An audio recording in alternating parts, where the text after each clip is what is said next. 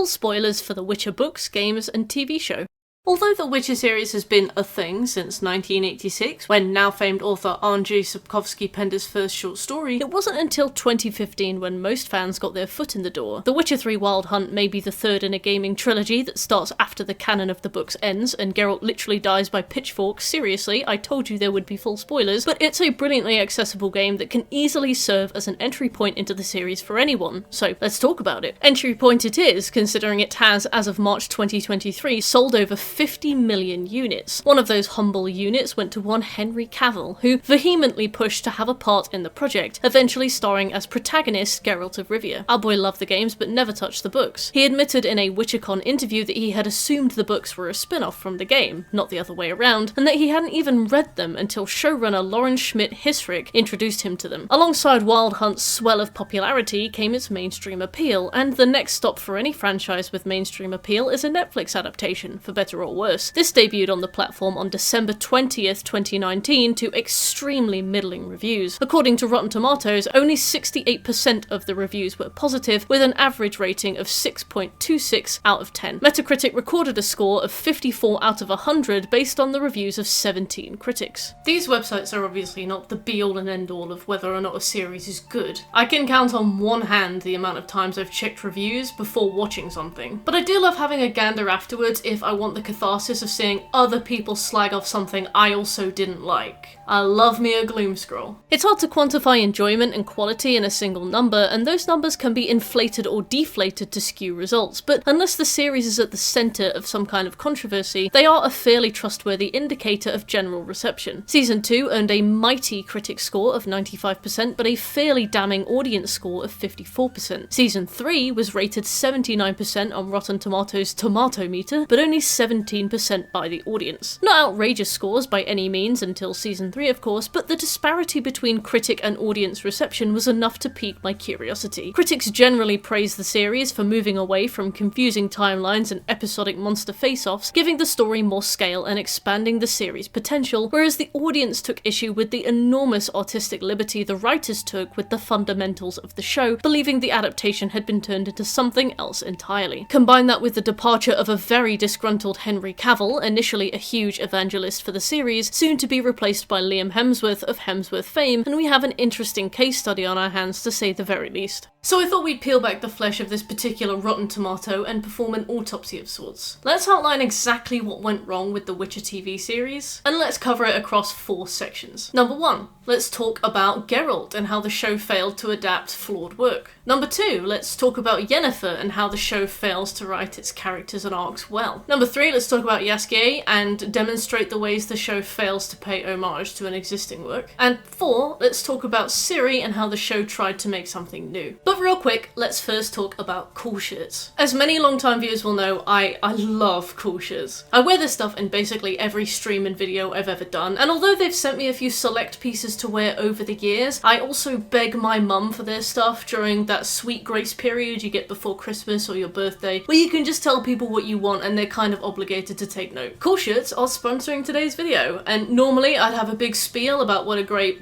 product or service this is, but I feel as though their designs speak for themselves. So instead of going on about what cool shirts can do for you, today I'll make sure to wear a bunch of their pieces while I'm talking about the Witcher series. Maybe I'll be a sly little thing and leave their details in the description below in the pinned comment for you to take a look at. Or if I've already convinced you, scan the QR code on screen now, or visit shirts.cool/mert and use the code COOLMERTS, that's COOLMERTS, for 10% off some really sick, well-made and unique shirts. For those not in the know, the Witcher series revolves around the life and times of one Geralt of Rivia. Although there are arguments to be made about who exactly the main character of this story is, whether Geralt is merely a catalyst in a much wider story of political and magical intrigue, we will classify him as our main character for now. Geralt of Rivia is a witcher, a professional monster hunter made, not born, through intense alchemical experimentation, bodily mutations, and years of training. The mutations grant him cat eyes that see in the dark, toxicity resistance so he can drink witcher potions that bolster his abilities, and a massively extended lifespan. Witches can live for hundreds of years. With this arsenal at his fingertips, he travels the world and hunts monsters for cash and babes. Season 1 focuses focuses on establishing our core cast across the span of decades alongside a few Monster of the Week episodes to attempt to adjust us to Geralt's, shall we say, stoic approach, culminating in meeting his child of surprise, Ciri, in the quote-unquote present day. The TV show starts fast, taking us to a place called Sintra, where Geralt helps a man out who's been turned into a hedgehog. He lifts the curse so that he can marry the local princess, much to her mother's horror, but invokes the law of surprise when offered payment, the law of give me what you have but do not yet know, and surprise surprise, but Princess Peach over there is princess pregnant. Geralt's got a bun in the oven. Season 2 follows his journey in introducing his new young ward to the world of monsters and magic. Some of this is done via the Monster of the Week episodic adventures, but this is mostly achieved by having Geralt and Ciri ride out to Kaer Morhen, the home of the witches, and see what's up. Season 3 drops the Monster of the Week episodes and features a far more book-faithful series of events, of political intrigue and deception. Geralt of Rivia is somewhat inspired by a character named Elric of Melniboné, protagonist of Michael Moorcock's sword and sorcery novels. Both gaunt albinos with strange eyes, Geralt and Elric share the nickname the White Wolf, plus many of their attitudes towards trying to remain politically neutral, a reliance on alchemical potions for an edge in battle, a general distaste for magic, and a refusal to kill dragons. Still, that's mainly where the commonalities end. Sapkowski admits his inspiration, and Moorcock was never especially litigious, and so Geralt of Rivia continues to be, albeit combined with a love for 80s action protagonists, so naturally he's very brooding, aloof, and kinda rude. Geralt as a character is particularly tricky to get right, I feel, because of the limitations imposed by his heavy inspiration from 80s action heroes. Sapkowski admits that his prose is at best efficient and at worst bare bones, so he avoids flourish or elegance in lieu of communicating a story simply, and it's up to you on whether you like that kind of writing style or find it boring. Either way, Sapkowski wrote Geralt to be the kind of cool professional who shags birds and kills monsters, but uses the medium of written stories to add flavour to his character without going overboard. Geralt is not an underdog like Frodo and Bilbo, he's an expert who is the best in the world at his job. There's no hero's journey here. From page 1, Geralt is as deadly as he's ever going to be, which is a refreshing take in fantasy. The team at CD Projekt Red knew they lacked that advantage when writing his character for the games, and accommodated his characterization in other ways by often pairing him with other characters in missions and cutscenes that he could play off, enriching his character by seeing the way he bounces off the people and problems around him. The first and one of the biggest issues we'll cover with the Netflix adaptation is that the writing does neither of those things competently, often due to their insistence on rushing Geralt's characterization. For example, there's an in-universe assumption that witches lose their emotions when undergoing the process of becoming a witcher, but that's largely untrue. As we see across all the Witcher media, Geralt and his cohorts demonstrate a spectrum of emotion, grief, love, happiness, just a bit muted. Presumably this is either due to the mutations or just the arduous process of becoming a witcher and then surviving as one, killing dangerous beasts across decades as kingdoms rise and fall around you. Especially when you consider that Geralt once held illusions of grandeur, excited to be a hero who swept in to fight the monster and save the town, only to find out witches are spat upon in the streets and screamed at by even the people they save. Likely he's just seen it all, although I don't believe this is ever specified, and I don't think it needs to be specified. Either way, Geralt's, shall we say, stoic personality is especially tricky to convey outside of the books, where his internal monologue still allows the readers an insight into his thoughts and feelings. Often, when we don't have access to this, his reactions come across almost unsatisfactory. They're lacking. In episode 1 of the show, when a young girl blithely makes reference to having murdered her own pet dog, there's not a whisper of a reaction on Geralt's face. If he were written, he'd have a little internal aside, a bit of mental side-eye. In the game, you'd at least see the camera cut to him. In the TV show, we don't even see his reaction. The way Geralt is written, especially in the early episodes, isn't so much mysterious as it is just dead in the water. Knowing his thoughts is crucial to demystifying his reputation as a heartless killer, but apparently there was no available runtime, even with 1-hour episodes. I polled my viewers to ask, how were you introduced to The Witcher? And almost half of the responses said The Witcher games, specifically The Witcher 3: The Wild Hunt. So to properly communicate how badly I believe Geralt was introduced in the TV show, I want to compare his introduction to the games. Neither of these mediums have the advantage of being able to tell us bluntly what Geralt is thinking and feeling unless he voices it, so it's quite an even comparison, I think. Now, what are the main facets of Geralt's character that we need to understand in order to both understand him and root for him? Number 1, he's an experienced professional, motivated by money. Number 2, he has his own moral code that overrides material motivation. And number 3, he is a human being, despite his stoic front and standoffish reputation. Okay, so let's take a look at the game. Geralt's introduction in The Witcher 3 Wild Hunt is a dream sequence. This allows us to meet many of the cast and see some core relationships without having to force several key players into a room before they're ready. This dream sequence takes place at Kaer Morhen, a recognisable hub for returning players but also a neutral ground for new players. A prospective Witcher will be taken and trained by one of several Witcher schools, Cat, Bear, Viper, Manticore for example, all with their own base of operations, fighting style and code of ethics. Kaer Morhen is the base of the School of the Wolf. Geralt's school, a place we discern quickly, is a once grand, now crumbling castle, a relic of times long lost. After one famously visually aggressive bath shot, Geralt climbs out of the tub and greets his on-again, off-again girlfriend, partner, sort of wife, but it's all a bit of a mess, Yennefer. We learn that she is a sorceress who uses magic to send some little critter to jab at Geralt's nads in the bath, evidence of a cheeky back and forth between them. We see her combing her hair in front of the mirror, dressed in expensive lingerie. She's extremely well spoken, indicating that she's very intelligent and takes great pride in her appearance. She's very confident. After a quick chat featuring a bunch of sexually charged flirtatious dialogue, she sends Geralt out to check on their adopted daughter Cirilla, or Ciri for short. Ciri is supposed to be learning at the feet of Geralt's own adoptive parent Vesemir. Vesemir is a significantly older Witcher. While Geralt sits roughly around age 90, Vesemir is easily between 170 and 200 years old. The way this is artfully demonstrated to us through the method of visual storytelling is that Geralt arrives to find Vesemir having dozed off in his chair, and Ciri off by herself training on the very dangerous apparatus in the courtyard. Geralt wakes up this busted old timer, and the two slag off the author of Ghouls and Alghouls, calling him boring. It's a sweet moment between a student and a teacher. Geralt heads down to where Ciri is training and chides her for leaving the lesson early. Here, you're able to let her off easy or make her clean the stables, demonstrating a moment of stern fatherly love. Ciri offers to run the walls back, basically do a little assault course together as father and daughter, which gives the player an insight into the level of physical ability they're about to be at the helm of, and if you're lucky, you'll see that Geralt will immediately fold in on himself and drop dead if you do a jump of like 5 feet. The entire time, Geralt is shouting out tips to Ciri on how to control her breathing and build her stamina, disguising this movement tutorial under a thin layer of teachings. Here, we learn two things. Vesemir is old, wise, and a stickler for doing things by the book. Ciri is young, boisterous, and already very talented. When she turns around to reveal that she was training in a blindfold the entire time, this is twofold. When Vesemir lectures her on not reading her passage, and she recites it word for word to his surprise, we learn that she defies their underestimations. Lambert and Eskel, the other two remaining witches of the Wolf School, appear here but speak minimally, basically used as a backdrop for Ciri's training and by extension the players. During this training montage, the titular Wild Hunt attack, and Geralt jumps awake to a concerned present-day Vesemir. Conversation turns to a letter Geralt received from Yennefer, a name that we can now put a face to, and Geralt awkwardly mumbles through an explanation of how the broken stuffed unicorn she refers to in her letter is a tragedy that came about when they had sex on it, shuffling his feet like an awkward schoolboy before a disapproving teacher. So why do I think this introduction works? Firstly, because we are introduced to the fundamental core cast across the span of about 10 minutes, without which the story itself could not function. Even if we don't see them in the flesh for another 30 hours, we have everything we need to understand for the story to begin. This might seem unfair since players will spend hundreds of hours with video game Geralt, as opposed to the 3 show seasons Geralt has to share with other people, but it's a real testament to that game's quality, the fact that most people didn't play the other 2 games or had ever heard of those books, and still consider this game one of the best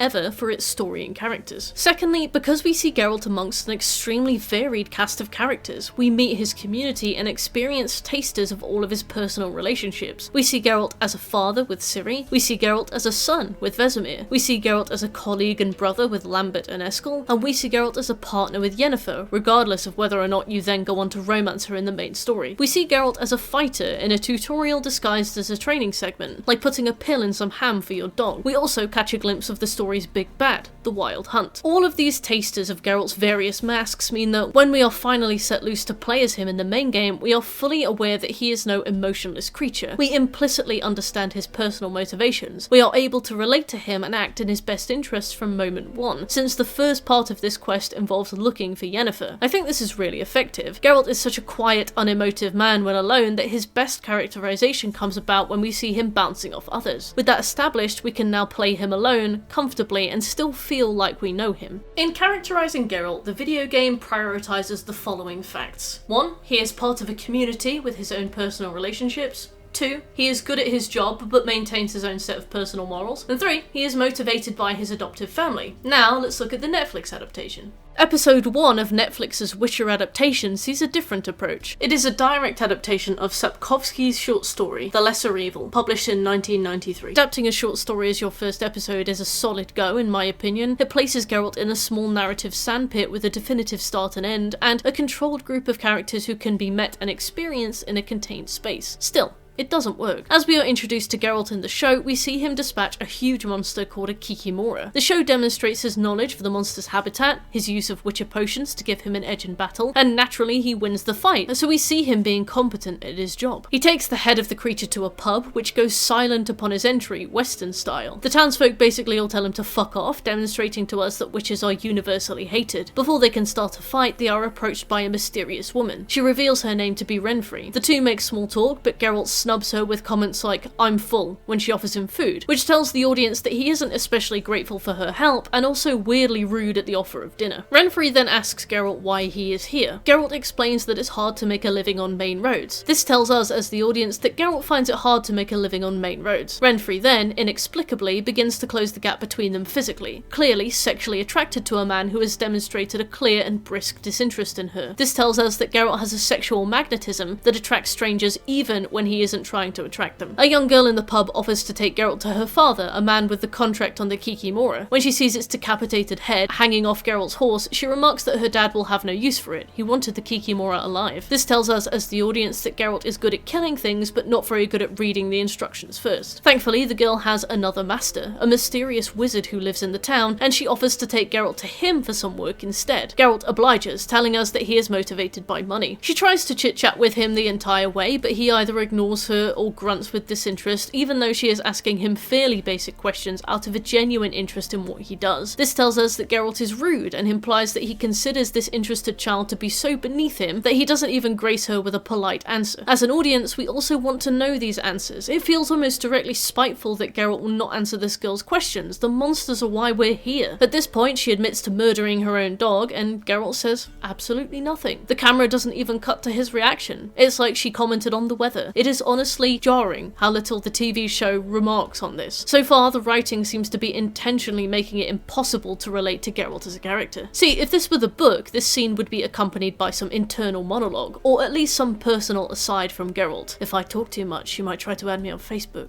and I would have deactivated my account already if not for my ongoing 8-ball pool game with Dandelion, or something. Probably exactly that, to be fair. Either way, we don't see Geralt so much bounce off the characters around him, so much as stand next to. Geralt arrives at the Witch's Tower, a strange enchanted space full of naked lady illusions, and speaks to this dirty old codger, Stregobor. To this episode's credit, the scenes between Stregobor and Geralt have the capacity to be the strongest. Stregobor clearly sniffs his own farts, and Geralt doesn't believe for 1 minute that Stregobor actually wants the Kikimora head, but rather had Geralt summoned under that ruse for a different mission. Here, Geralt listens to this old pervert talk matters of self-import with the kind of smirk you reserve for when that manager you hate is chatting your ear off with sanctimonious bullshit. Geralt doesn't say much here because he doesn't need to say much at all. Stregobor is implicitly giving us everything. This tells us as the audience that Geralt is clever. Stregobor reveals that he wants Geralt to kill Renfri, at which point the scene cuts to a city we will eventually learn to be Sintra. I can't emphasize how rough a decision this was. See, as you might begin to discern around 3 or 4 episodes later, this scene takes place decades in the future. Decades. It's not a twist either, it's just abysmally communicated and we are supposed to just implicitly understand. There's no indication whatsoever, not even an on-screen 40 years later, so it appears to be taking place at the same time. Here we meet Ciri, who we see to be deceptively streetwise, playing knucklebones with her friends on the streets. She gets summoned off to princessy things, standing still beside her royal grandparents, who she clearly has a good relationship with. Okay, as an audience, we know that this princess is rebellious and sharp, but maintains a good relationship with her family despite her disobedience. That's a pretty succinct introduction,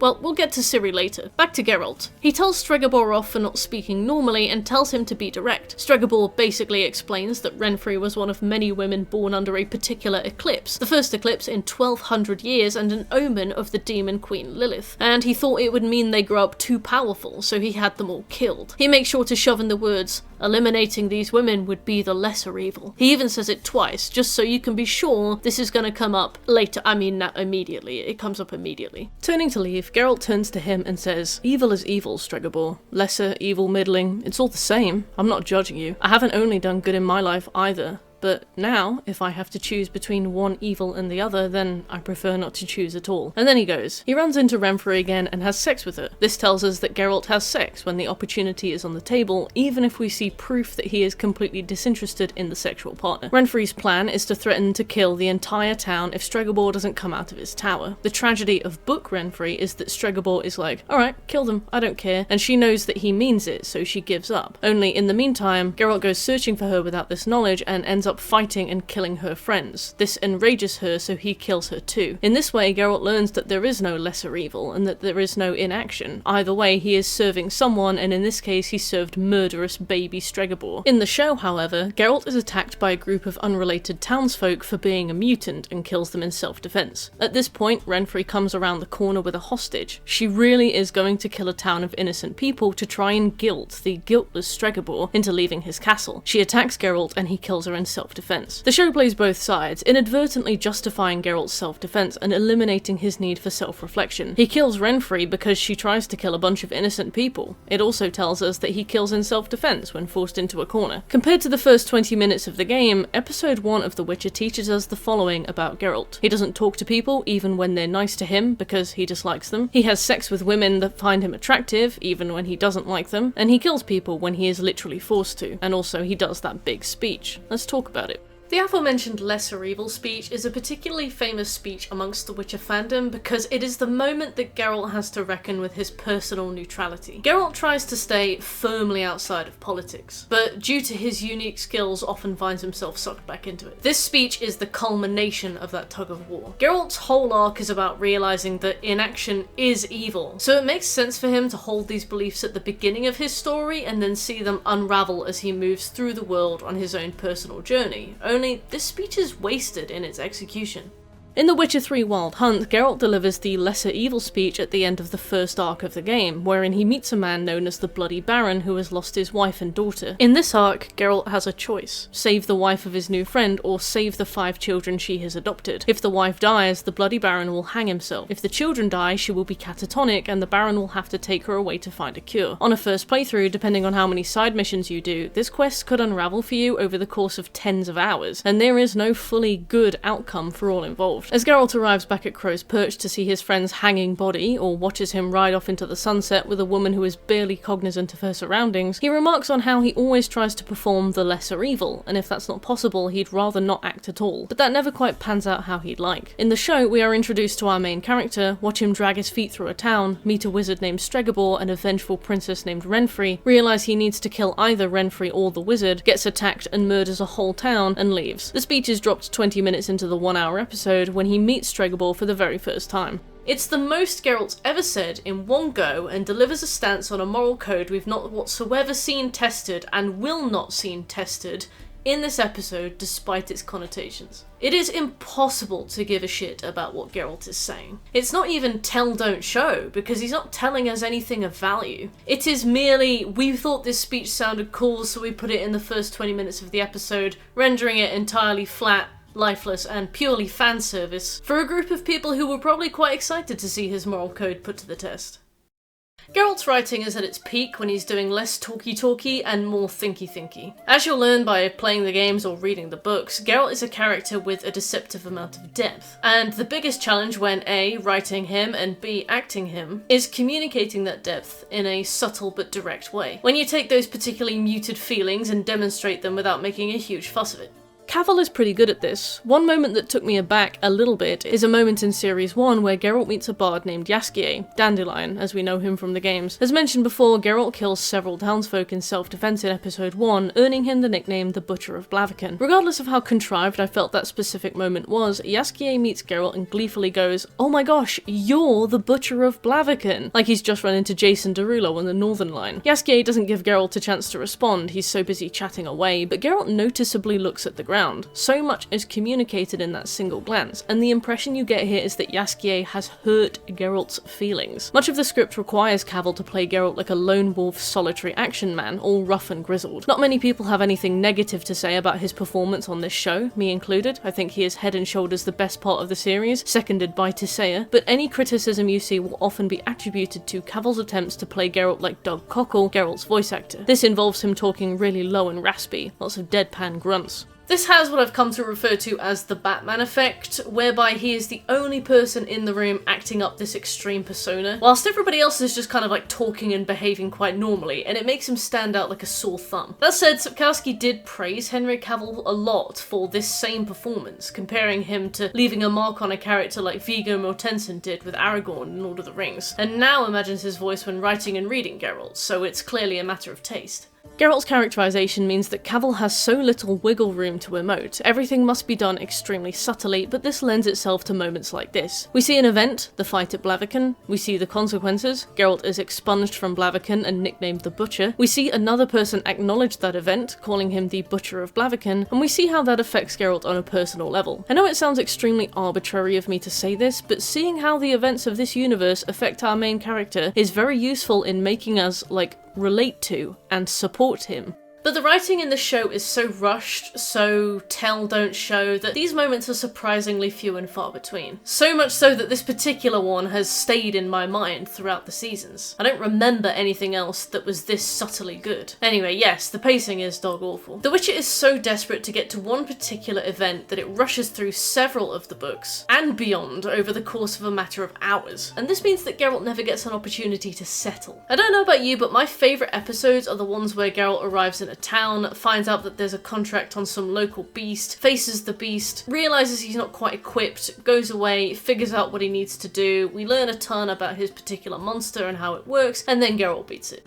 In one episode, Geralt arrives at the castle of King Foltest to find he is struggling with a creature that is attacking the local people, tearing out their eyes and internal organs. It's a Striga, a cursed child turned feral beast, and incidentally is the daughter of Foltest's sister with whom he had an incestuous relationship. Although it's implied initially that Foltest's mother cursed their union out of shame, it's revealed that a member of the castle staff did so out of jealousy, resulting in the death of Foltest's sister and the curse of his daughter. Instead of killing the beast, Geralt figures out how to reverse the curse. He has to fight the Striga until morning, keeping it out of its vault until the cockerel crows 3 times, and it makes for a brilliant action scene packed with Witcher inside knowledge. In another episode, Geralt arrives at the house of his old friend Nivellen, who has been turned into a creature resembling Mr. Beast from Beauty and the Beast. And would you have it, but the story resembles the same too, only instead of Ciri, who by this point accompanies Geralt on his travels, serving as Beauty, it's a Bruxa who lives in the ceiling. Her design is stunning. She's not over-designed whatsoever, but she is brilliantly creepy. The ironic twist of this fairy tale is that it's the blood of your true love, not true love itself, that breaks the curse, only returning to human form when Geralt paints his games room red.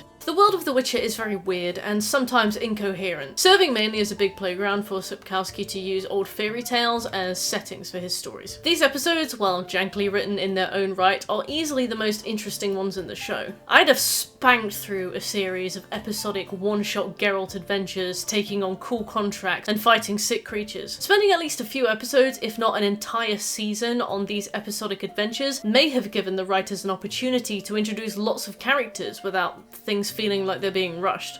To compare this again to The Witcher 3 Wild Hunt, you might not have noticed this if you played it, but the first act of this game is just a meet and greet of every main character in the cast. The game gives you the vaguely phrased Search for Ciri task, a task that inadvertently takes you across all 3 playable regions. Geralt has an excuse to reach out to all his contacts in all of these places and does so, incidentally also introducing himself, or reintroducing himself, to all the major characters in the game, and doing at least one quest with all of them. It's not until Act 2 that the actual story of the game even begins to kick in, at which point The Witcher 3 has ensured you are thoroughly acquainted with the wider cast. This is hidden so effectively that it's just a story, but when you really boil this down, you understand the enormous feat the developers achieved by making sure you gave a shit about every single person in that game by the time you come to call upon them at the end. In this way, I think it would have been effective to do something similar for Season 1 of The Witcher, rather than already setting up the endgame story, wedging in a ton of exposition just so Geralt and Ciri can be in the same place at the same time by Episode 8,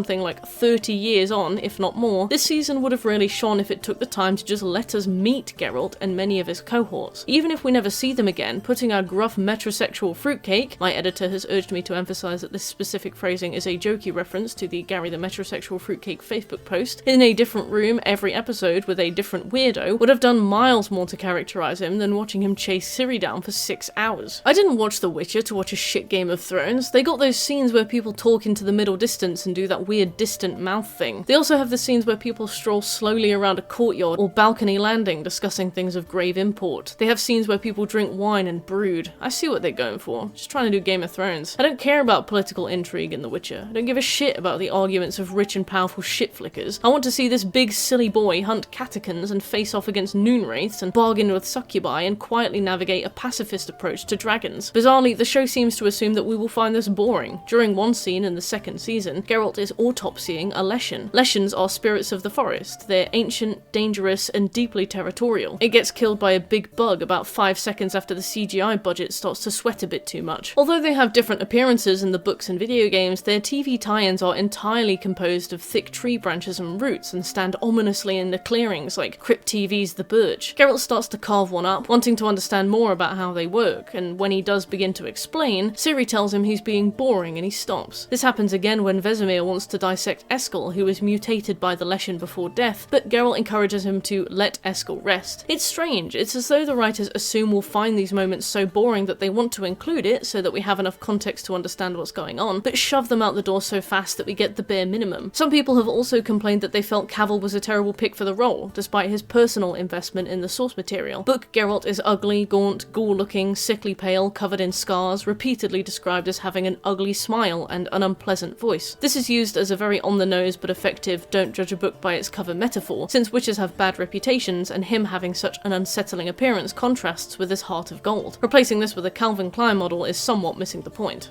Personally, I wasn't fussed. The show was irredeemable, casting decisions being the least of this adaptation's problems. If the show was better, then yeah, maybe I'd point it out. But honestly, I thought this show blew, so we may as well let Henry have a run around in his ex-Halloween costume for a few hours every week. Geralt's inadequate characterization is a microcosm of the world building of this show. The continent on which all these stories take place is poorly defined. I have no idea where anyone is, how far things are from each other, geography, landscapes, cities. It's all one big nondescript place. There is a reason Game of Thrones has a map in the opening credits. Like, look at the size of this fucker. Yennefer's story takes place in tandem with Geralt's across the first season, and adds quite a lot that was only previously inferred by the books. At one point in the book, Geralt sizes Yennefer up and infers that she must have had some disability previously that's been treated with magic. He comments on the shape of her shoulders, one arm apparently slightly longer than the other. The thing is, this is so vague that many people have argued about this detail specifically. Some people suggest it's a sign that the bond of destiny between them is so strong that he sees through her magical glamour,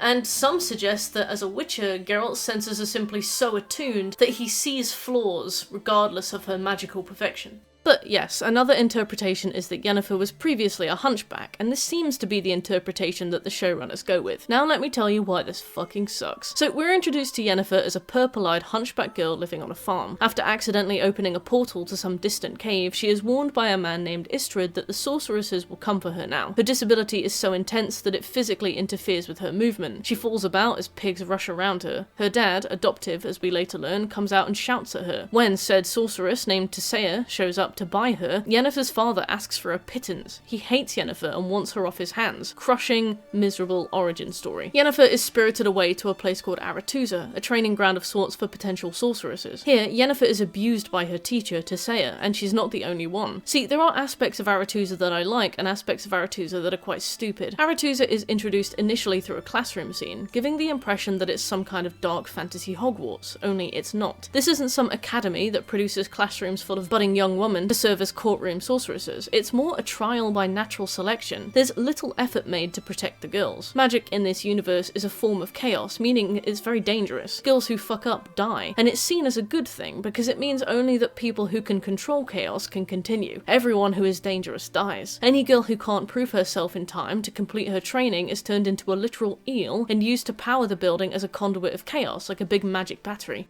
This approach to magic is refreshingly dark. The sorceresses of this world can't risk having magical muppets throwing themselves around, so they either let them kill themselves by accident or they turn them into aquatic life. That's cool. It makes sense in a horrible dog-eat-dog way, and this is a horrible dog-eat-dog place. When you consider that the surviving students are basically pimped out to their respective kingdoms, to whichever ends their respective rulers demand, essentially, it's even darker.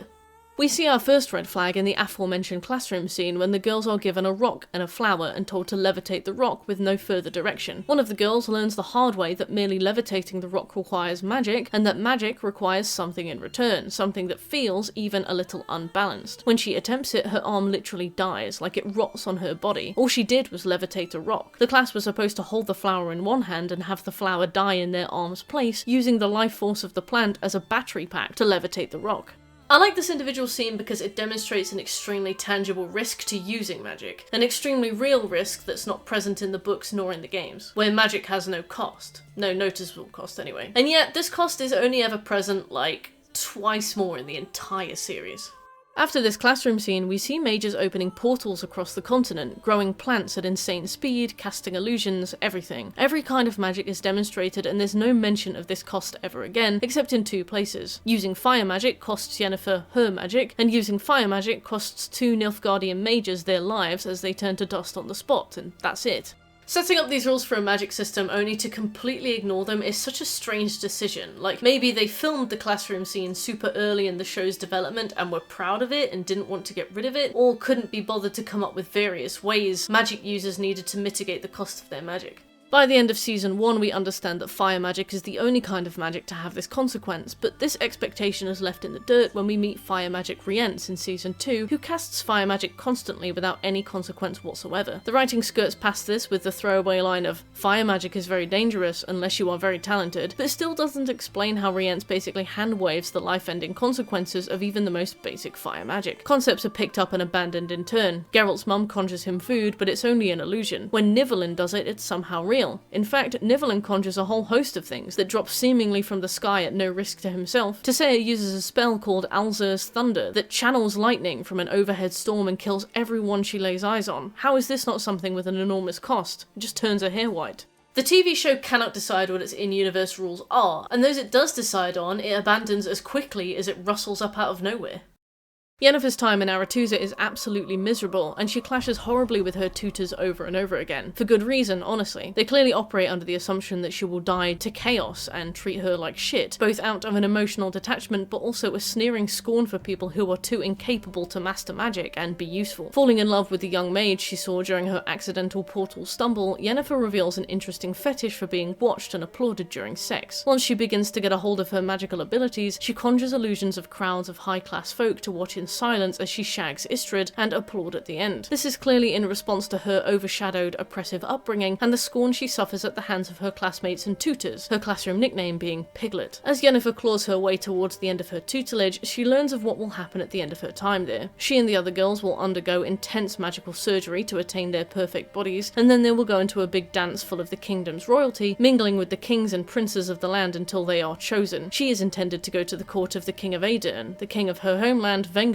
a prosperous nation and an easy ride in a nice chill court. Only when Stregobor finds out she is part elf from her boyfriend Istrid, she is pivoted towards Nilfgaard instead, a kingdom with a king known for being a massive horrible rapist, enough that all of his prospective sorceresses avoid him like the plague. Yennefer is gutted. She misses the magic surgery and bails on the dance, only to change her mind at the last minute and take on the surgery without anesthetic. It is as grisly and horrible to watch as you can imagine. He extracts her uterus without anesthetic as she screams and writhes, and he just grinds it up into a paste. He paints onto her body with this paste, causing her hunchback, scoliosis, and facial paralysis to twist away. Although it's not specified as to how the paste knows what to do, an earlier scene with Yennefer looking into a mirror implies that it turns her into an idealized version of herself. There are two readings of this scene, the general reading and the in-universe analysis. Starting with the general reading, it's possible the message of this scene is that women are only treated with value when they are beautiful and appeal to men, but that clashes sharply with what she has to do do to get that status, the removal of her uterus. This scene seems to me to be saying, or trying to say, something about womanhood, sex, and sexual violence, but it doesn't make any sense. If the message of the scene is the former, then it implies that the removal of her uterus is a betrayal of who she is. She is classically beautiful now, but she doesn't have the ability to birth a child, which apparently is a bad thing in the show. In saying that in this our society, our woman's worth is tied to her beauty erroneously, it instead says that a woman's worth is tied to her uterus and the ability to make children. But not every woman wants to have kids, and that doesn't make them less of a woman or any less deserving of kindness, so which is it? It's possible the message of the scene, given the quality of the writing, is just women oppressed, men sometimes bad, but like, do we really need a montage of female torture to get that message across, complete with the implicit threat of being raped by the crap king no one's to be paired with if she's not pretty enough or appealing enough for the cool king, and also having her tits out on display and covered in sweat and kind of just writhing on a table also has a message of itself? The intention behind the scene is clear. Yennefer trades her physical uterus for eternal life and unattainable, unchanging beauty. She is now immortally living in a perfect body, forever in her mid-20s, with gorgeous, constantly styled hair, perfect teeth, and beautiful purple eyes. Take what I'm about to say with a massive pinch of salt. Yennefer exchanges her potential to create life for infinite life. This transformation impresses the King of Aedirn so much that he picks her on the spot, leaving sorceress Fringilla to be fed to the monstrous rule of Nilfgaard. Now for the in-universe analysis. Yennefer's transformation happens during the episode where Geralt wipes the curse of the Striga. As the Striga's curse is lifted, having lived as a monster for 16 years, she lies in the fetal position in a direct mirror image to Yennefer. The intention, I feel, is to imply that both of these women are undergoing a rebirth. The unintentional, or maybe intentional if we're being cynical, and far more difficult parallel is the direct physical implication that Yennefer has lived as a monster because she was disabled and now her curse is lifted. When the curse is lifted from the Striga, she becomes a feral princess who needs to be socialized into the world alongside her hoist into higher society. Yennefer's reputation as a maverick rule-breaker now ascending into court is also parallel to this. Not to say that Yennefer can't have her ascension, she's allowed to look however she wants, that's not for me to say, but choosing to compare her to a genuine monster is a bold one to say the least. Yennefer's transformation also leads her down an interesting road, but this is partially due to the awful pacing of the show. See, the next time we see Yennefer, it will be 30 years later. The show has a vile problem in regards to showing, not telling, so all of her characterization in that 30-year span is basically told to us over the span of a few lines of dialogue. We miss the excitement of her arrival at court, we miss watching her adjustment to this life, we miss seeing the impact she makes, we miss seeing the mundanity begin to set in, and we miss the initial sparks of this restlessness. So when we begin to learn that Yennefer is A, disenchanted with her life of infinite youth, wealth and power, and B, desperately wanting a baby, it all comes off as incredibly rushed. The thing is, I can see it.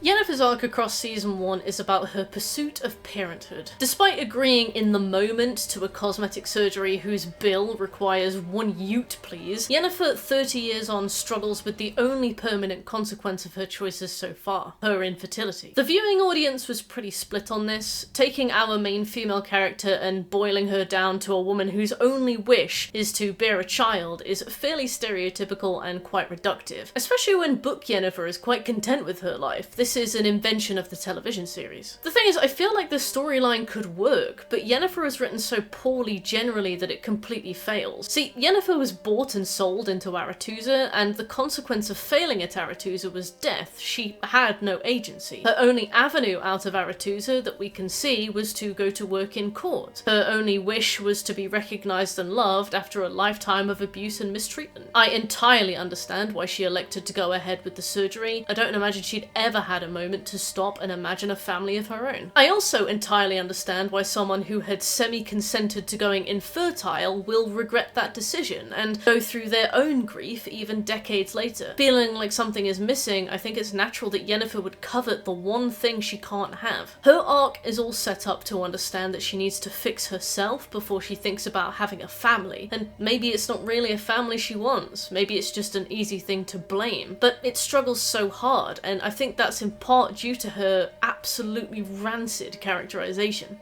Yennefer in The Witcher 3, The Wild Hunt, is a self-interested, brisk woman who, while having her soft side, uses and abuses and cheats and cares absolutely nothing for the people she steps on along the way. Yennefer in the Netflix adaptation is a self-interested, brisk woman who, while having her soft side, uses and abuses and cheats and cares absolutely nothing for the people she steps on along the way. The difference? The Netflix adaptation goes to extreme lengths to make Yennefer the underdog from the beginning. To go from a lifetime of abuse into a lifetime of infinite wealth, Yennefer's only persisting lesson is, I have this because I deserve it, and not because her magical ability was the result of a genetic lottery just as imposing as the one that dictated her hunchback. I feel like this is a common problem with Netflix adaptations. They rewrite morally dubious characters or decisions to justify them instead of letting them be what it is. Like if Netflix adapted New Vegas, they would remove all of NCR's imperialism, just make them the good faction with nothing bad. Bethesda did it with the Brotherhood of Steel in Fallout 3. Netflix does the same thing. They are terrified of having a protagonist sometimes be a piece of shit and need to bend over backwards to make their actions more palatable for the audience. Yennefer never stops to acknowledge that she is extremely lucky to be born with magic, and not to remain trapped in a household of abuse with a disability and a heritage she is openly blamed for, as she is a quarter elf. This is, I assume, because the showrunners made a new origin story for her, but then just copy-pasted her characterization and present-day story from the books and games, with no consideration as to her newfound backstory might affect the way she sees the world around her. Yennefer sees her magic as a result of some kind of meritocracy entirely separate from her suffering. She is merely so naturally talented that she deserves everything. Her history as a hunchback, any empathy she may have cultivated as a result of her upbringing, is completely forgotten by the narrative the second she ascends. It is beside me as to why the showrunners bothered with the inclusion of a backstory full of racial and ableist discrimination, only to turn her into a spoiled witch whose vile attitude entirely overshadows any redeemable quality she may have. The thing is, this show does feature capably written, flawed, and multi-dimensional women. One of my favourite characters was Queen Calanthe of Cintra, introduced in episode 1 as Ciri's queen grandmother. Calanthe bears similarities to characters like Admiral Shirako Lahar from the House of the Dragon, a woman raised as a hereditary ruler in an extremely patriarchal society, not only in rulership but also in behaviour. Her behaviour is exaggerated to impress the male horde she rules over, but also to justify her position. She inherited the throne, meaning she has it by right, but what's hers is only hers by right until the people decide she no longer deserves it.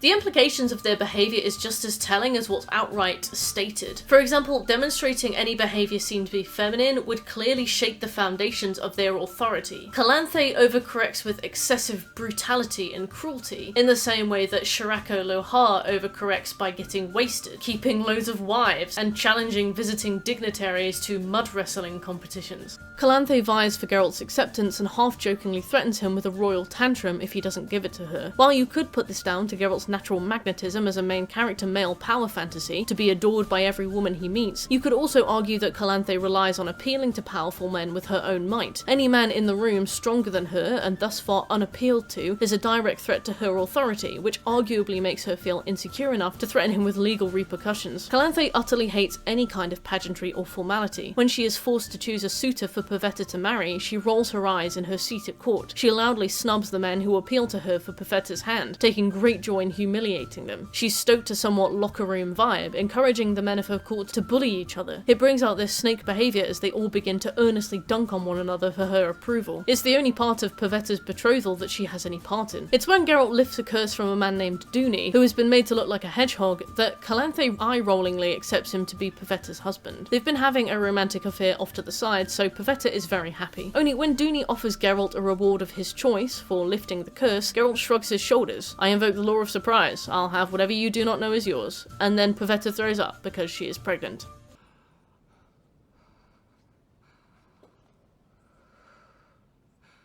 Fuck. I don't know what you were expecting, Geralt. Anyway, we see Calanthe's insecurities come to light when Geralt comes to collect the child. Pavetta died years ago at sea, rendering her daughter the next in line to inherit the throne of Cintra. This is Ciri, his child of surprise, and Calanthe refuses to hand her over, and that's bad. The rest of the court warns Calanthe that bad things happen to people who do not honour oaths. Even her own husband says so. Her eyes fill with tears and she hisses in rage. Calanthe doesn't hand Ciri over whatsoever, sending Geralt away bitter and empty-handed. This is strongly suggested to be the reason why Calanthe and her husband both die later that very day, since this occurs on the precipice of the moment that Nilfgaard storms the city. Calanthe's selfish desperation for an heir costs her her life and her entire city, but it's also all she has left of her only daughter, Pavetta. Calanthe, the lioness, loves herself a bit of war. As the series continues and we see more flashbacks to the court that she would hold as Ciri got older, we see that Calanthe just fights war after war after war. She revels in being in her armour soaked in blood. Calanthe's bloodthirst initially seems played off as like some girl boss moment, innocent, but the reality of her wanton violence is laid bare when Ciri escapes the burning capital on the night of Nilfgaard's siege and discovers a citizen ship who've long since tired of being used as cannon fodder for Calanthe's ego. You can see how much Calanthe loves fighting, but I don't believe that's the whole of it. Calanthe lightly puts on her theatrics to maintain her reputation as the lioness, aware that a peaceful female ruler will be interpreted to be a weaker one than a peaceful male. She fights the uphill battle until her death at the hands of the Nilfgaardian army. She lingers in agony on a chaise longue from a fatal, slow-bleeding stomach wound as Nilfgaard storms the city, eventually leaping to her death before she can be captured and tortured. I love Calanthe because not only is she very entertaining on a moment-to-moment level, but her character is directly reflective of the intense expectations placed upon her from birth as a hereditary female ruler. Her affected depravity demonstrating to us the tightrope she has walked from the moment she was born. She's also a symbol for the perils of hereditary monarchy, as we learn how she viewed the lives of her subjects as dispensable cannon fodder in her never-ending campaign of ego-stroking war. Yennefer lives in a world of enormous wealth and privilege and spends her time being a horrible, unsympathetic, selfish person who treats everyone around her as a means to an end, and I have absolutely no idea why. Calanthe lives in a world of enormous wealth and privilege and spends her time being a horrible, unsympathetic, selfish person who treats everyone around her as a means to an end, and I know exactly why. Geralt and Yennefer meet one another in episode 5 of season 1, titled Bottled Appetites. Geralt attempts to trap a djinn so that he can make some wishes. There's some mishap with his request for peace, Jaskier's throat swells up like a big blood-swollen plum, and Geralt has to rush him off to the nearest healer. Unfortunately, Jaskier's insurance doesn't cover magical injuries, so Geralt takes him to the nearest mage, one Yennefer of Vengerberg, who is very excited to discover the existence of the djinn, as she believes she can use her wish to restore her fertility and isn't wise enough to assume it will be a monkey's paw. This episode is a fairly compelling one. Realising that Yennefer wants to become a vessel for the djinn and that will kill her, Geralt uses his last wish to exhaust the djinn and make it leave, saving her in the process. It ends in a big shag and a sweet moment as these two contemplate their feelings after decades without romantic connection. It's a good start and wait, what's this? Next episode, titled Rare Species, begins with the two of them reuniting after an undisclosed amount of time. Well, initially undisclosed. Initially bristling on either side of a wall of sexual tension, Yennefer having brought a boy toy along to a dragon hunt, they soon fall into one another's arms and reconsummate their relationship. At this point, the two reminisce on the many years they've spent having an on-again, off-again relationship, Yennefer commenting on how he never stays the night. Geralt makes a point here to stay over, a turning point in their relationship that clearly surprises and enamors Yennefer, because after decades of their back-and-forth cat-and-dog pursuit, he has finally demonstrated a commitment to her. And I was like, wow, that probably would have been really impactful and sweet if we'd seen any of that unfold for ourselves, rather than have it told to us secondhand during a bout of expositional pillow talk.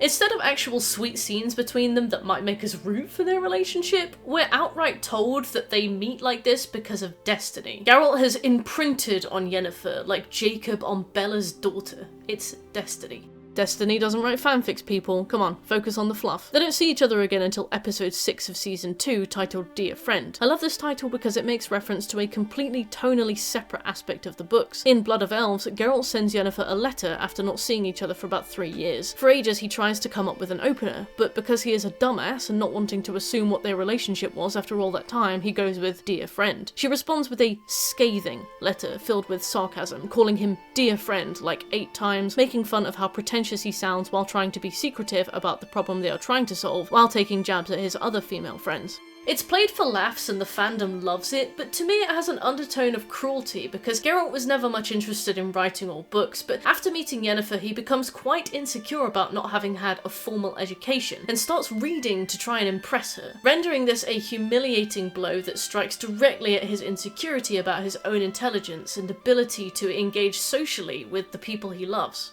In the show, they just call each other Dear Friend while making gooey faces at each other. The issue I have with Geralt and Yennefer's love is that it's so assumed that they make no effort to organically build it up. We're shown their milestones, sure, their meeting, Geralt's overnight commitment, the reunion of Dear Friend, but these moments fall short. They're unearned. There's no catharsis, no achievement after episodes of build-up. We're just told, okay, they like each other. Okay, they really like each other now, and it's wasted time. More time is spent crafting a relationship between Geralt and Jaskier into something organic and believable. No wonder the ship has run rampant with that one.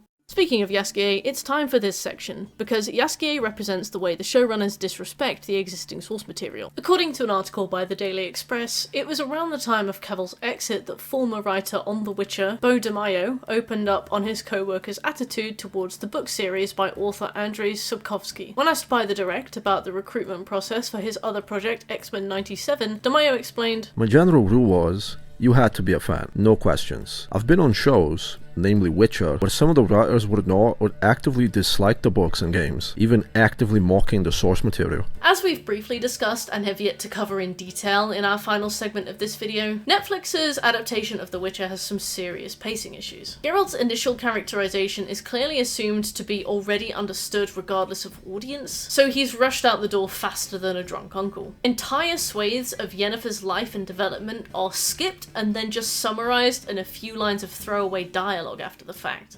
Episodes in the first series feature scenes that span literal decades, actual generations, with no indication that we are hopping back and forth between time periods, just so they can simultaneously tell the stories of Geralt, Yennefer and Ciri, and have them all physically together in the same place at the end of season 1. Many of these scenes feature Jaskier with decades between them, and the only indication the writers give us that he has aged is that they'll give him a different haircut or outfit, implying months between, not years. Not only is it a confusing mess, but the show's insistence on skimming past the entire reason we're here means that we end up with a set of main characters we don't like or care about. Geralt, introduced in the games as a family man, mentor and seasoned fighter, is merely a rude dickhead we know very little about by the end of season 1. Jaskier is an annoying hanger-on and not the actually pretty beloved friend he is in the books and games. They're more Shrek and Donkey than Geralt and Jaskier. Yennefer is a woman whose tragic backstory only bizarrely contradicts her now cold and entitled attitude, and Ciri is already a complete adult, meaning we missed her entire childhood. The minimal time the show takes to flesh anything out is a huge indication of the showrunner's disrespect towards the source material. As I'll get to, all this backstory is essentially shoved out of the door to accommodate an entirely new story they plan to tell. An entirely new story that was received extremely poorly by the fanbase.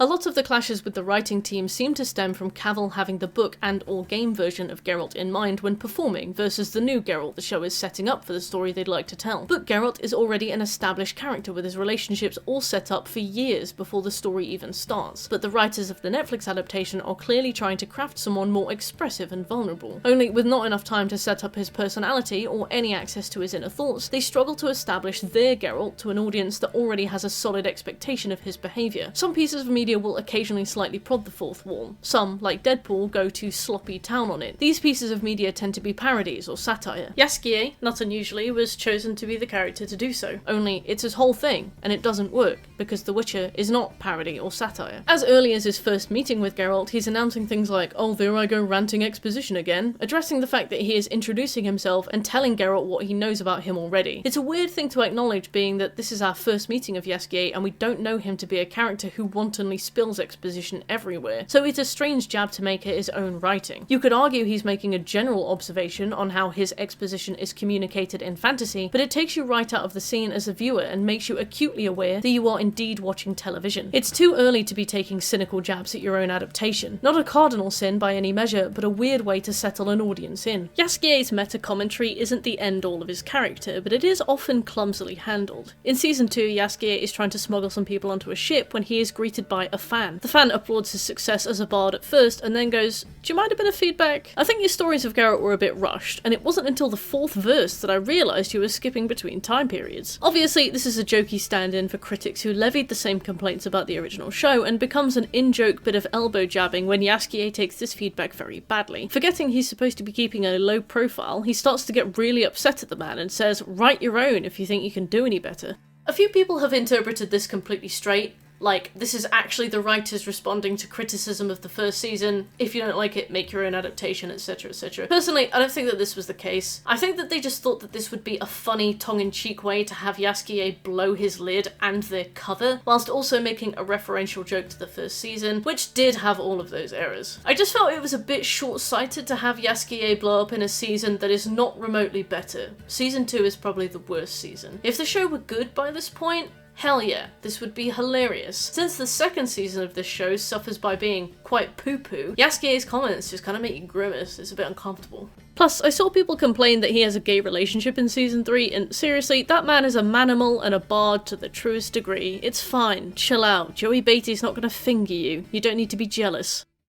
One of the biggest issues with Season 2 comes about as a result of what I can only interpret as the writer's disrespect to the main series. They change a lot of it arbitrarily, resulting in a series that alienates fans due to the smug, we could remake it better attitude they approached much of the existing material with. And it alienates new fans by producing something that's quite half-baked, with a budget whose decline is most evident in how bad the wigs start getting as the episodes go on. Sapkowski was initially supportive of the Netflix show, but it seems that he was also under the assumption that they would adapt his books faithfully. He appeared in interviews with Lauren Schmidt-Hissrich before the show debuted, but there's none of that to be found post-season 1. While in a panel at Vienna Comic Con, he said that Netflix never listened to any of his ideas. Back in 2003, in an interview in Russia, when asked what he thought about the 2001 The Hexer, Polish movie and TV show, he simply called it shit. So he's a bit crotchety, but I thought I'd mention it. I think this is best exemplified in the changes made to Kaer Morhen and its resident Witcher population. Let's go over a few of those changes now. Kaer Morhen, a place I previously described to you as a crumbling ancient ruin housing the last dregs of the School of the Wolf, becomes a frat boy house where the only purpose seemingly is to fill a room with lots and lots of naked tits and sexy dancing women. Yes, Eskel and the boys host a party and drag a bunch of prostitutes into a room with everyone and shag them all, only where on earth do they get them from? Kaer Morhen is remote for a reason. The weirdest part of this was the logistics, but secondarily the eye-rolling desperation to inject tits into every episode. This show wanted to be Game of Thrones so bad. I can only assume they were relying either on the spectacle of breasts to bring in a bunch of surface-level viewers, or that the outrage marketing would sell itself in exchange for alienating the existing fans of the franchise. Calling back to when the series was released, it was impossible to miss the furious Witcher fans, so I am leaning on the latter. A few changes were made to Kaer Morhen, most notably, instead of housing the 4 remaining Wolf School witches, Geralt, Lambert, Eskel and Vesemir, the castle now houses probably about 20. Personally, I didn't mind this change too much. Very few of them actually have lines, so they serve more as background setting to suggest that the School of the Wolf isn't as lonely and fucked as it seems. Especially since Remus the Witcher dies in season 1 fighting the Striga, Geralt has a very muted response to the fact that he's discovered the dead body of somebody who probably grew up with him. Having Geralt return every winter to a big warm hall full of his brothers in arms to share stories and drink actually gave me a warm feeling. Like, I want my boy to be happy, it was nice to see. Secondly, the Witcher Eskel is completely shagged by the rewrites. In the original books and games, Eskel is revealed to be an extremely talented witcher. All of the witches undergo severe mutations of the mind and body, they spend years studying how to tackle monsters of all kinds, and then spend decades out on the road getting hands-on experience. A point is made to mention that Eskel is an especially skilled witcher with barely the same level of mutations that Geralt had. Triss even remarks that he could be a mage if he wanted to, because he's so good at casting signs. When Eskel shows up to Kaer Morhen with a sting from a Leshy, an ancient and extremely territorial beast of the forest, he doesn't say a word about it. Unfortunately, the Leshy sting will cause him to turn into one. It's strange, the Leshy of the TV series is based on the Leshen of the game and books, which in turn is based on the Leshy of Polish folklore. All 4 entities are extremely different. The Leshy of Polish folklore and the Leshy of the books look a little bit like Ents, basically tree guys with old man faces. The game variant is my favourite interpretation. I didn't mind too much the Leshy of the TV series, although in my bias I thought it was a shame not to see the video game interpretation take form. Anyway, Leshens were brought to the world of the witches via the conjunction of the spheres, and while they can seemingly reproduce, you fight a fairly young one in the games, it's not clear how. Many of them are extremely old. In the TV show, Eskel fights a quote-unquote special Leshy who is able to infect and possess him, or maybe this is how they reproduce, who knows. Either way, the sting spreads and he turns into a bark-covered Leshen creature and attacks the witches. Eskel, an extremely seasoned witcher, never breathes a word, contriving a reason for a fairly needless death and a silly twist. In fact, the reason for the high number of witches is laid bare here when they begin to be picked off like flies. Eskel kills a bunch of them, Ciri gets possessed and kills a bunch of them in their sleep, some old witch lets loose a basilisk that kills a ton of them, witches die, sure, the Witcher Remus died to the Striga in season 1, but this one single death was a sucker punch demonstration of how dangerous the Striga was, creating an immense amount of tension for Geralt's face-off against her. By the time the Kaer Morhen arc is over, witches are expendable cannon fodder getting picked off left and right by nameless basic monsters they'd have fought hundreds of times before. lore. Now, don't take these critiques as me shitting and moulding over the fact that an adaptation reimagined aspects of a franchise I like. To be quite honest, these aspects are the least damning of the show, because it all comes down to a matter of personal taste as to whether you prefer the original version or the new version. That's your preference and you are entitled to it. Rather, the point I'm trying to make here is the sheer magnitude of alterations made to Kaer Morhen demonstrates a reluctance on part of the writers to adapt this show so much as just to entirely remake it. Referring back to the quote from DeMeo, I think writers who loved this franchise would do more to preserve it when adapting it for a Netflix audience, only tweaking where necessary either to make the show a bit more accessible or a little more interesting. To entirely rewrite swathes of lore, characters and outcomes implies to me a general taste for the original story. Wait a minute.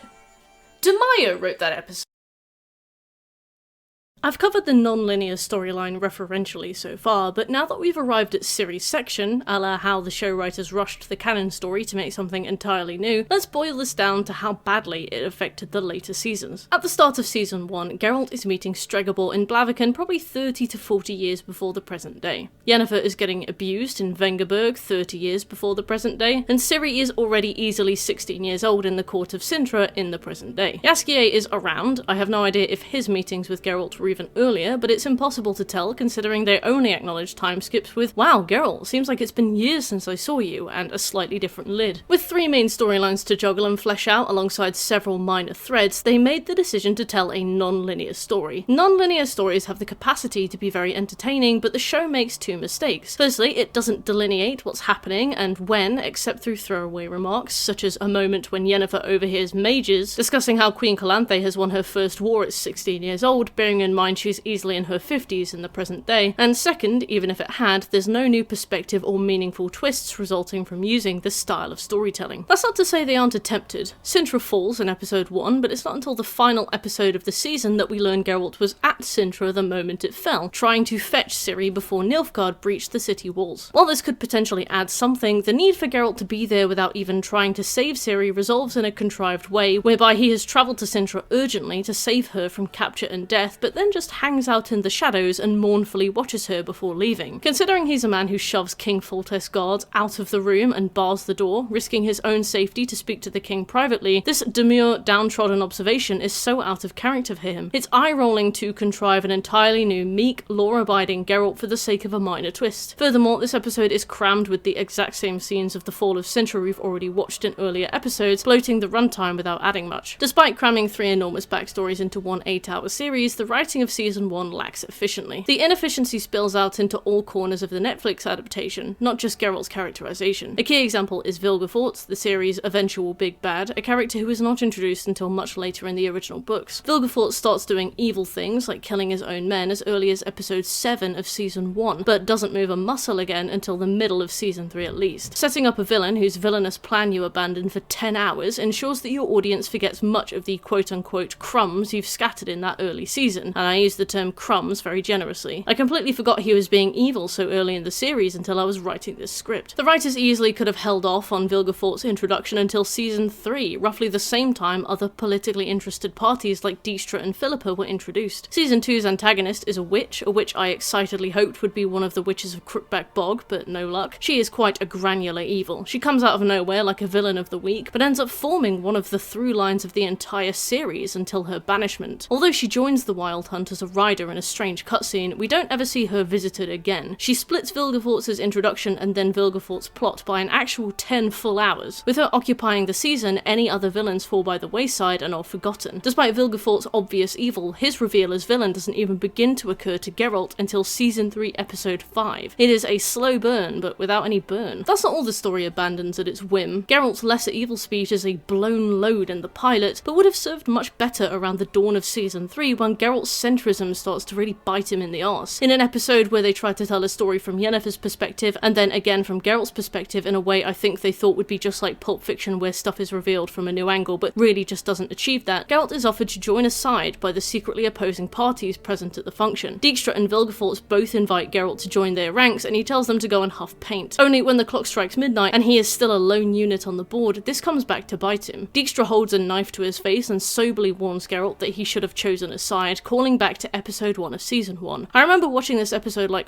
wow, I think I would have really enjoyed this if they'd not completely rushed through 2 seasons to get here. It was, despite its fumbled delivery, an actually coherent story full of moments I enjoyed. Dijkstra's betrayal was impactful, but I feel like it fell flat considering I still only just feel like I am getting to know Geralt as a character. Jaskier, played by the incredibly talented Joey Batey, doesn't age a day despite 30 years or so passing between his meeting Geralt and the present day, meaning he's gone from probably 20 years old to his late 40s at the worst. This is more confusing than anything. Could they not just have introduced him later in the timeline? You don't need 2 actors. Geralt and Yennefer make reference to the decades they've spent in their on-again, off-again partnership, and we barely see a minute of it. Emir, Emperor of Nilfgaard, is introduced as the hedgehog man Dooney in season 1 and then functionally abandoned by the show until late in season 2. There was clearly a concern that the audience had forgotten who he was by that point, so they write in a scene where Ciri has a flashback to him just before we see him again in person in the present day, just to remind us that he's her dad and this is how he looks. There really was no need to establish him so early. It only means that there's more to forget. Another example, the show is full of prophecies. Ciri is told in season 1 that she is prophesied to save the Dryads. At the end of season 3, this has gone nowhere. Yet in the final episode of season 3, Geralt spies a woman with blue eyes in the forest. Immediately he has a flashback to Yennefer telling him, "You had a dream once that you saw a woman with blue eyes in the forest. You must go with her," and Geralt goes with her. Considering the amount of stories and prophecies abandoned by the series, it was perplexing to see them invent one in the moment that we've never seen before to justify Geralt following a stranger. This isn't how you do foreshadowing, this is just lazy. As season 3 dawns, we also see the actual witchering of the Witcher series tossed by the wayside. No longer does Geralt face a monster, explain how it functions, what its weaknesses are, and how he will have to try and either kill it or resolve the situation that it's in. This really sunk in for me when they tried to cross the North Sea by ferry and encounter something called an Eschner, a monster many in-universe scholars apparently didn't even believe existed. I think you see one in The Witcher 2, Assassins of King's game, but by and large this is a monster even the Witcher series has only referenced in passing. So when Ciri and Geralt put their heads together and consider what may have been bothering the ferryman, it was exciting to see the possibility of them hunting a creature of legend. All that ends up happening is that the creature leaps onto the boat and they murder it. No explanation of why it's there, why a creature so rare is resorting to basically pillaging ships, no explanation of what it does, why it eats humans, since a creature so rarely sighted probably doesn't typically have them on the menu, no explanation of its weaknesses, no Witcher preparation, collecting blade oils or preparing concoctions. This creature of legend merely flops up onto the deck and gets its head cut off. And I was like, oh, okay, so the whole reason I was watching in the first place has been completely abandoned by the writing. I wonder if that new direction of storytelling impacted Henry Cavill's disenchantment with the series too. Cavill's apparent unrelenting insistence on adhering to the source material is diametrically opposed to the writer's vision for the long haul of what they wanted this show to be. In retrospect, it's honestly a miracle he even lasted 3 whole seasons. We see this same creative friction in the show's original director too, who left production during season 1. In an interview with Forbes, Alex Sakharov explained that he judged his work critically there. When pushed, he explained, "You see, in my perception, Eastern European literature has a completely different pace. It's no coincidence that Andrzej Sapkowski has so many storylines and characters. The producers set the task of setting the adaptation at an action pace and filling it with colorful special effects. That was their vision. My vision was very different, and I tried to convey it to them, giving my arguments. Unfortunately, I was not considered convincing enough, so I decided to leave the project."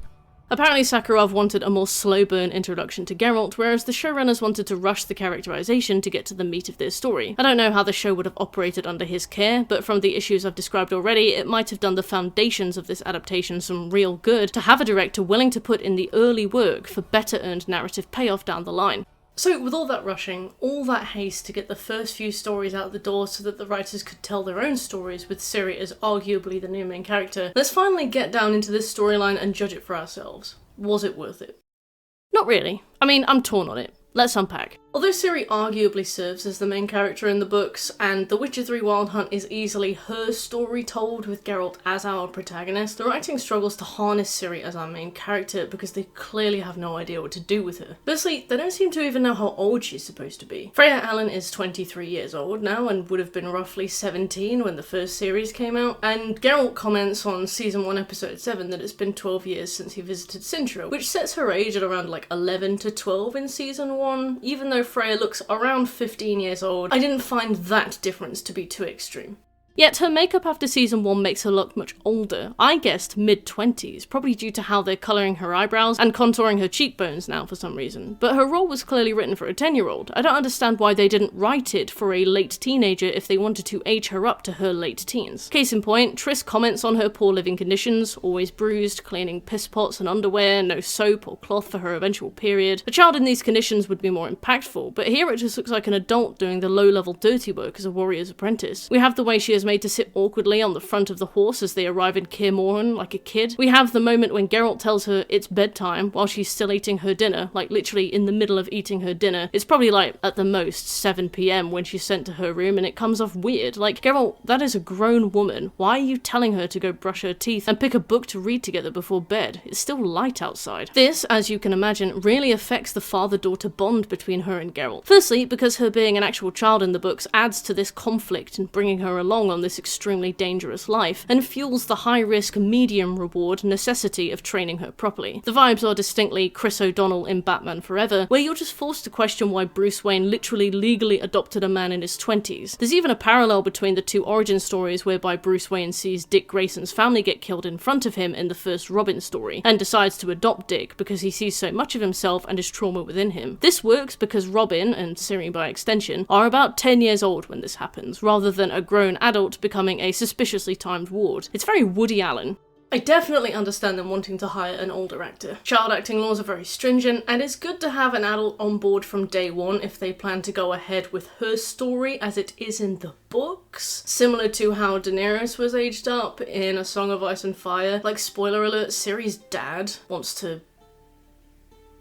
put a baby in her. But in that case, why not write the role for an adult? Turning Ciri into more of an apprentice over keeping her characterization as a child, emphasizing her age rather than pretending she's 15 and writing a script as though she's 11. Furthermore, Freya Allan is a fine actress by all accounts. I've not seen anything else she's in, but she's given nothing to work with as Ciri. Her delivery really struggles, and she made me realise what people mean when they say someone looks like they've sniffed a fart. Like, I've heard that used to describe people before, and it's only when watching Freya act that I realise now exactly what it means. So much of Ciri's character seems to just involve listening to people talk and being confused and a bit offended, so her expression remains the same throughout the series and begins to become a bit frustrating to watch. My favourite newly strung along Ciri storyline is the storyline wherein Vesemir wants to harvest her blood to create the means to make new witches, since she has something called elder blood. No, it's not as relevant as it sounds at this point. The "we can't make new witches and our kind is dying out" storyline is new to the TV series, so I was excited to see where this story would go, and it turns out it's quite funny. See, Vesemir broaches the idea of using Ciri's blood to make the Witcher potion, and Geralt is outraged, saying Vesemir is putting Ciri's life in danger just to make some obsolete medicine. Vesemir is super grave, like, I'm sorry. If there was any other way, I'd not do this. Eventually, he and Ciri conspire in private to do this for the future of the witches. He asks her if she's sure she wants to do this, and she nods anxiously. And then he just sits her in a chair and takes her blood. One painless basic NHS procedure later, and he has a pint of blood, and she's eating a cookie and drinking a styrofoam cup of coffee, no harm done. The way this show treats this is as though she is about to sacrifice her life, or something very dear, to create a potion with incredibly dangerous consequences. And then the storyline is completely dropped. No new witches. The vial ends up in the hands of a woman who burns half her face off drinking it, and then it vanishes into obscurity. Ciri makes a deal with Vesemir to let her undergo the trial of the grasses and become a witcher in exchange for letting him use her blood, punctuating the deal with the line, "Let me make something good for once." Considering we've only ever seen her killing others sparingly, by accident, and always in self-defense, I feel like we needed more here to root for her to become a witcher rather than some childish urge to be a cool fantasy superhero. There are a few scenes of Ciri I like, but they don't really begin to surface until season 3. I loved her introduction to Jaskier. The two of them stand a good distance away from Geralt and Yennefer, giving them space. Together they start to mock the pair and do their voices and pretend to voice a conversation they can't hear. It was a really sweet moment where their bonds as main characters started to come through, and you entirely understand the foundation of their friendship. It was brilliantly organic and believable.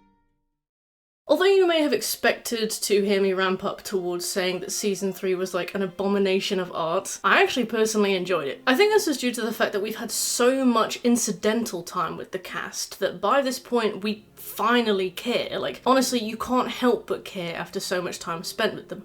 Watching the episode I've come to refer to as the Pulp Fiction episode, I was basking in how badly it was structured and delivered when suddenly I realised that I was invested. All these people I know were in one big room being silly. Suddenly I realised I had people I'd spent enough time with to root for. I knew what to expect from people like mega elf racist Stregobor, sweet cherub Tisea, and boob window wearing Sabrina, so I'd laugh when those expectations were subverted and gasp when they grew as characters. The transition had been so gradual that I'd not whatsoever noticed. Suddenly this was an ensemble cast that I cared about. The thing is, if I looked closely at anything occurring on screen, I'd realise there were still cracks. Plotlines abandoned and resurrected when seen fit, side characters like Fringilla, Radovid, and Cahir toddling around sets, never quite straying into or out of enough relevancy to be main characters, some of the worst contrived shots in all of cinematic history I've ever seen, like good grief, this is so bad, like where does he even come from in this shot, there's nothing behind Rienne's, this is god awful. Cavill allegedly felt the same. This is mentioned a few times in interviews, such as Cavill's interview with BBC Radio 1 and Joey Beatty's interview with Daily Variety. Apparently when Cavill disagreed with the script, he would change it on the fly without informing his co-stars. If the script included a line that he believed Geralt wouldn't say, he would replace it in the moment with a grunt or silence, and his co-stars would need to work around it.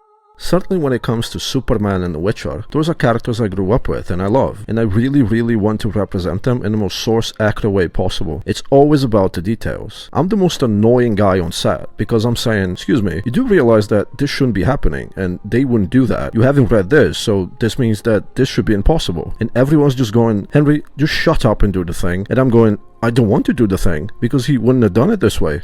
Improvisation isn't unusual in acting, this isn't an inherent issue in and of itself, but rather demonstrates how friction with an unhappy lead is going to make overall production far more difficult. That said, Cavill's confident stubbornness served the show, especially in Season 2 when the writers were swerving hard off the roadmap. Roach dies during Season 2, and Cavill had to argue very hard to not turn Geralt's horse's death into a moment played for laughs. Geralt has had so many horses over the years that he calls them all the same name, and originally he was to say, "Which Roach are you again?" as the animal lay dying, undercutting a moment where an innocent animal was slaughtered. Instead, Cavill fought to have the moment be a sad one, and the series is better for it. The writing also has an issue with subtlety, even when scenes are self-evident. When stumbling through the desert, we can see that Ciri is uncomfortable and unhappy. Unfortunately, she has loads of dialogue ADR'd in after the fact, when she literally announces in what is clearly a plush, cushioned recording studio that she is uncomfortable and unhappy. And this happens whenever there's a pause in any of the other dialogue occurring. Her exposition is spouted out loud despite its obviousness and crammed in.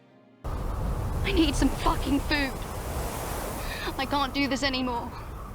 That being said, this episode was the lowest rated of the season, and personally, I didn't find it that bad. I mean, it went on 15 minutes longer than it needed to, but that's not a criticism unique to this episode in particular. Also, the unicorn has massive bollocks in one shot that they just replace with unicoochie when it's laying down so as not to be distracting. Not a criticism, just funny, thought you'd like to know that. This season has much more coherence, likely because it contained the most book-accurate events so far. The Thaned coup, Geralt vs Vilgefortz fight where he gets trashed, healing in Brokilon Forest and meeting Milva, Tisea's suicide, Ciri entering the tower, ending up in the desert, healing the unicorn with fire, meeting the rats at the end. Due to the great liberties the writers took with these events, it meant that circumstances and how we get there were often still largely different. But the effort should be noted because I think the writing team is trying to adhere to the book structure from now on, as opposed to the largely invented storylines of Season 2. Just a shame that Cavill decided to dip when he did, especially when this once optimistic actor was initially fully committed to a planned 7 seasons, having been told that each season would be one of the books.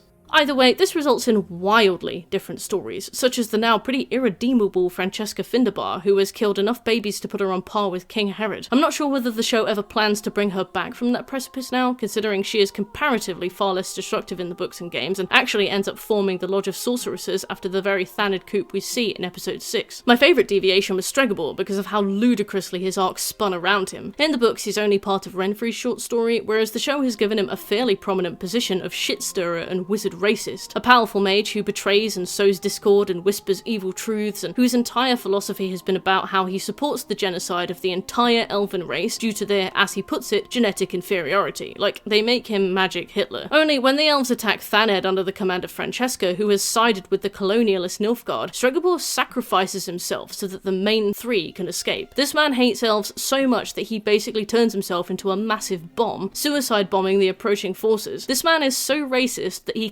combusts. I can only begin to fathom how that man was willing to let the entirety of Blaviken die instead of facing Renfri, a woman he probably could have killed. But this man is just such a pure, undistilled hater that he blew himself up to grief some elves. How can you not laugh at that? Whether viewing it through the frame of Magic Hitler is fighting on our side now, he's clearly turned a corner, or this man is so racist that he turned himself into a Catherine wheel, there's fun to be had with this episode. Combining that with the massive fight, this episode was truly a banger. We see Kira dropkick an entire bloke, an inclusion that will make you laugh. Philavandrel gets turned into raspberry jam and his wife is soaked in his innards, turning her catatonic with horror, but also she killed hundreds of babies, so it's hard to sympathise. And Fringilla ices her uncle Artorius, which is a shame, considering he made that cool book you get to visit in Blood and Wine and it would have been nice to interview him about it.